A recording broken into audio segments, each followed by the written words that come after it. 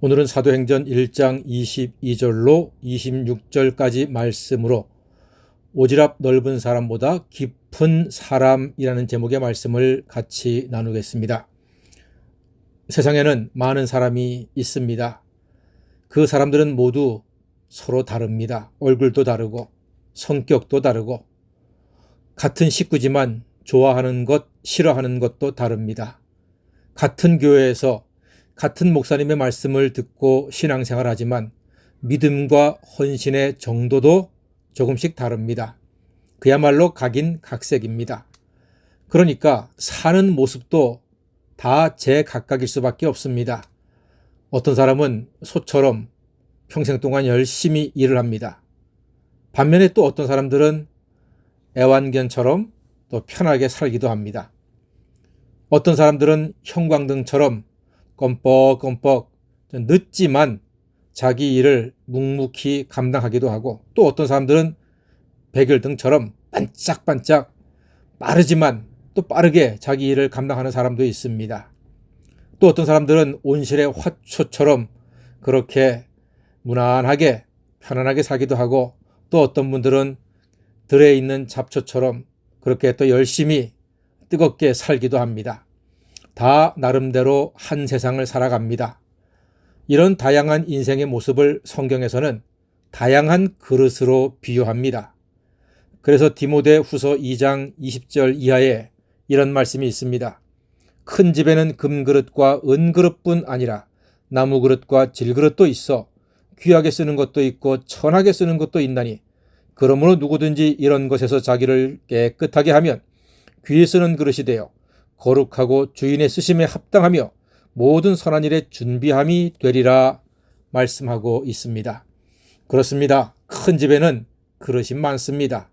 큰 집이 아니어도 웬만한 집마다 다 그릇이 많습니다. 그런데 그 그릇들 가운데에서는 귀하게 쓰이는 그릇이 있고 천하게 쓰이는 그릇이 있습니다.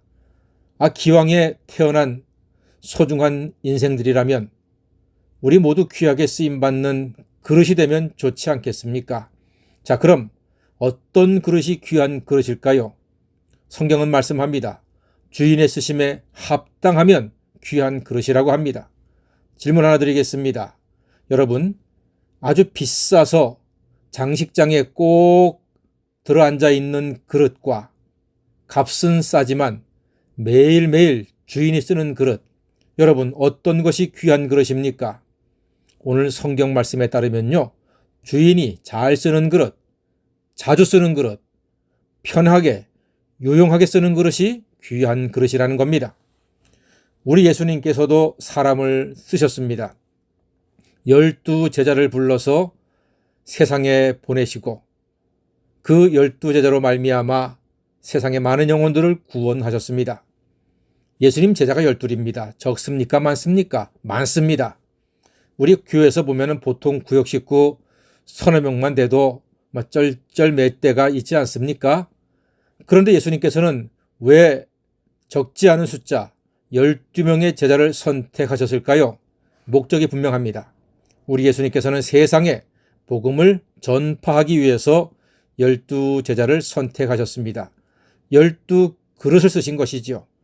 우리가 사방팔방이라는 말을 합니다. 사방팔방 더하면 12방입니다. 그러니까 사방팔방이라는 말은 온 세상을 다 이야기합니다. 그러니까 12명의 제자를 예수님이 선택하신 것은 온 세상 사방팔방에 복음을 전하기 위해서라는 사실이지요. 그런데 예수님의 12제자 중에 한 사람이 그만 도중에 탈락하고 말았습니다.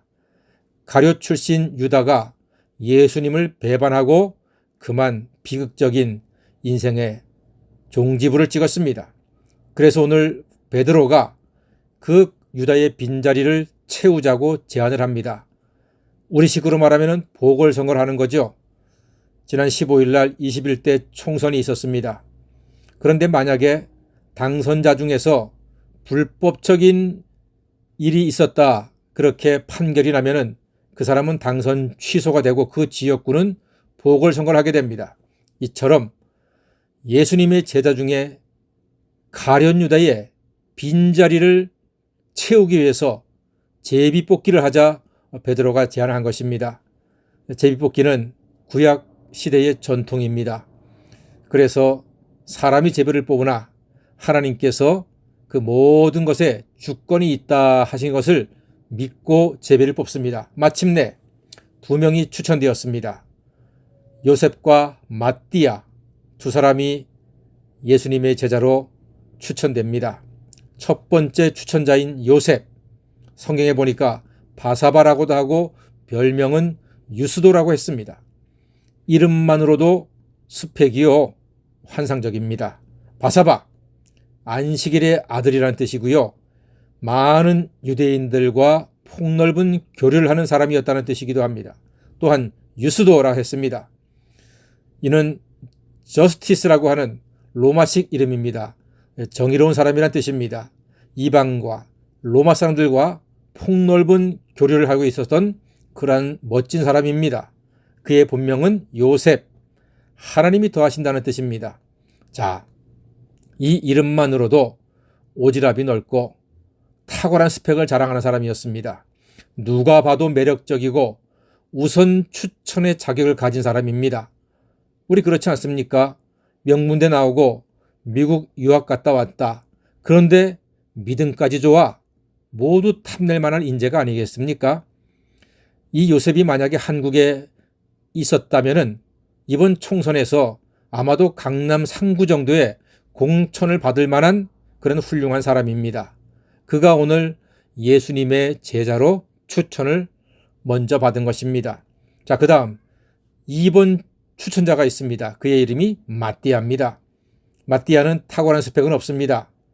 하나님의 선물이라는 이름 뜻을 가지고 있습니다. 그는 하나님이 주신 선물, 은사에 만족하고 하나님께 집중하는 사람, 평범한 신앙인이었습니다. 아마도 제자로 추천받은 걸로 봐서는 교회에서 묵묵하게 자기에게 맡겨진 일을 열정적으로 헌신하면서 그렇게 교회를 위해서, 주님을 위해서, 성도들을 위해서 헌신한 사람이 아니었나 싶습니다. 우리처럼 출마보다 투표를 열심히 하는 보통 사람이라 할 수 있습니다. 이 두 사람 중에서 누가 예수의 제자로 적합하겠습니까? 우리도 제자들처럼 먼저 요셉에게 눈이 갈 것입니다. 생각해 보십시오. 유대인과도 잘 지내고 이방인과도 잘 지내고 무엇보다 당대 세계를 지배하는 로마인과도 잘 알고 지지를 받는 사람이라면은, 그런 요셉의 오지랖이라면은 앞으로 교회에 두고두고 큰 유익이 될 것은 자명한 일입니다. 그 위기의 시대에 앞으로 교회를 위한 큰 일꾼이 될 것으로 기대가 되고도 남는 사람입니다. 자, 마침내 두 사람은 구약 성경의 전통대로 제비를 뽑습니다. 그런데 여러분, 잠언 16장 33절에 이런 말씀이 있습니다. 사람이 제비는 뽑으나 이를 작정하기는 여호와께 있느니라 기록하고 있습니다. 그렇습니다. 두근두근 긴장된 가운데 베드로가 아마도 기도를 했겠지요. 하나님, 이 두 사람 중에서 우리 예수님의 제자가 되어서 복음을 증거할 사람을 선택해 주십시오 하고 기도를 했겠지요. 그리고 나서 제비를 뽑습니다. 자, 결과를 보니까 하나님이 선택한 사람은 맏디아였습니다. 뜻밖이었습니다. 우리와 제자들이 먼저 보았던 요셉이 아니라, 탁월하고 훌륭한 스펙의 요셉이 아니라 평범한 우리 같은 맏디아가 뽑혔습니다. 여러분, 하나님은 세상 스펙 탁월한 요셉보다 하나님이 주신 은사대로 묵묵하게 깊게 그저 잘 묵힌 장마처럼, 김장처럼 헌신한 맏디아가 선택이 되었습니다. 하나님은 오지랖 넓은 사람보다 하나님과 깊은 관계를 맺은 사람을 선택하셨다는 사실입니다. 하나님께서 이스라엘의 첫 번째 왕 사울이 하나님의 뜻에 어긋나자 새로운 왕을 세우기로 작정하셨습니다. 그래서 하나님의 종 사무엘에게 베들레헴으로 가서 이새의 아들 가운데 왕을 선택하라 명하셨습니다. 사무엘은 큰 사명 가지고 베들레헴으로 가서 이새의 아들 가운데 면접을 봅니다. 자, 첫 번째로 면접 본 사람이 이새의 큰아들 엘리압입니다. 장남이지요, 미남이지요, 키도 크지요, 말도 잘하지요. 그리고 주변 사람들에게 인기도 있습니다. 한눈에 반했습니다. 사무엘 보기에 다른 사람 볼 거 없다. 바로 이 장자 엘리압이다 했습니다만 하나님께서 뭐라 하십니까? 아니다. 사람은 겉모습 외모를 보거니와 나 여호와는 중심을 보신다 말씀하시면서 하나님은 마침내 막내 아들 다윗, 밖에서 묵묵하게 아버지와 형제를 대신해서 양을 치고 있던 다윗을 사울을 이은 이스라엘의 두 번째 왕으로 선택을 하십니다. 막내 다윗은 하나님만 의지하는 사람, 하나님께 집중하는 깊은 믿음을 가진 사람이었습니다. 그 증거가 시편 23편에 고스란히 담겨져 있습니다. 시편 23편을 한번 묵상해 보겠습니다. 여호와는 나의 목자시니 내게 부족함이 없으리로다. 그가 나를 푸른 풀밭에 누이시며 쉴만한 물가로 인도하시는도다. 내 영혼을 소생시키시고 자기 이름을 위하여 의의 길로 인도하시는도다. 내가 사망의 음침한 골짜기로 다닐지라도 해를 두려워하지 않을 것은 주께서 나와 함께 하심이라. 주의 지팡이와 막대기가 나를 안위하시나이다.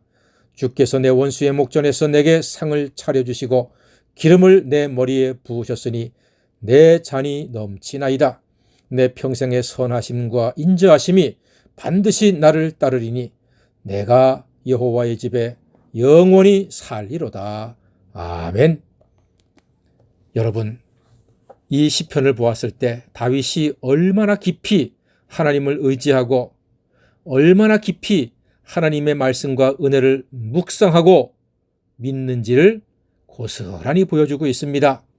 그러므로 사랑하는 성도 여러분, 오지랖 넓은 것 자랑하지 마시고 하나님을 깊이 알고 하나님을 깊이 믿고 하나님을 깊이 묵상하는 것을 자랑하는 하나님의 사람이 되시기를 간절히 소망합니다.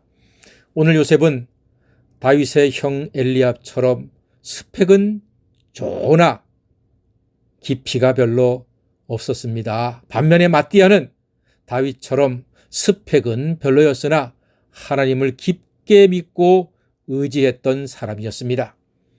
하나님은 인간관계 넓은 사람보다 하나님과 관계가 깊은 사람을 즐겨 쓰십니다. 그러므로 우리 살면서 오지랖 넓히기보다 하나님을 깊게 믿는 것이 인생의 지름길인 것을 꼭 기억하시기를 바랍니다. 요즘 코로나19 시대, 전 세계적인 이 위기의 시대에 대한민국에서 전 세계의 주목을 받는 한 사람이 있습니다. 질병관리본부 정은경 본부장입니다. 이분 대단한 사람입니다. 서울의대를 졸업하시고요. 서울대에서 석사, 박사를 했는데 한결같이 보건, 질병 예방 쪽으로 공부를 해서 박사까지 되신 분입니다. 이분이 질병관리본부의 공무원으로 입사를 해서 지금까지 깊이 헌신하고 있습니다. 도중에 징계까지 받고 큰 위기도 있었지만 그는 한 나라의 질병을 관리하고 국민 보건을 위해서 헌신하겠다 작정을 하고 오랫동안 공부했습니다. 그래서 지금 코로나19의 전 세계적인 위기 가운데 대한민국을 잘 관리하면서 우리 한국이 세계의 관심을 받고 또 존경을 받는 자리에 설 수 있도록 1등 공신 되고 있습니다. 그는 남들이 다 가고 싶어하는 서울의대에 가서 의사의 부귀영화를 누구보다 풍성히 누릴 수 있습니다만 공무원 돼가지고 국가의 질병 예방에 헌신해서 이 21세기의 역병에서 지금 한국을 거의 구해낸 정말 제가 보기에는 위인 소리를 들어도 될 만한 훌륭한 사람입니다. 그렇습니다. 평생 전염병을 깊이 묵묵하게 연구한 한 사람이 나라를 건져내고 있습니다. 오지랖 넓은 사람보다요 깊은 사람이 되어야 합니다. 이런 멋있는 말이 있습니다. 세자 우물은 식물이 먹고, 여섯자 우물은 동물이 먹고, 아홉자 우물은 사람이 먹는 깨끗한 물이 된다 했습니다. 우리는 몇 자 깊이의 우물을 파고 있습니까? 사랑하는 성도 여러분, 부디 저와 여러분이 기도가 깊고 말씀에 깊고 하나님 앞에 헌신도 깊은 아홉자 우물, 맑은 아홉자 우물의 사람이 되어 살아가시게 되기를 주님의 이름으로 간절히 소망합니다. 아멘. 기도하겠습니다. 사랑의 주님, 저희들이 주님을 깊이 믿고서 주님께 귀하게 쓰는 복된 사람 되게 하여 주시옵소서. 세자, 여섯자의 그러한 탁한 물이 아니라 아홉자의 깊이 있는 깨끗한 은혜의 물 가운데 살아가는 하나님 자녀가 되게 하여 주시옵소서. 예수님의 이름으로 기도하옵나이다. 아멘.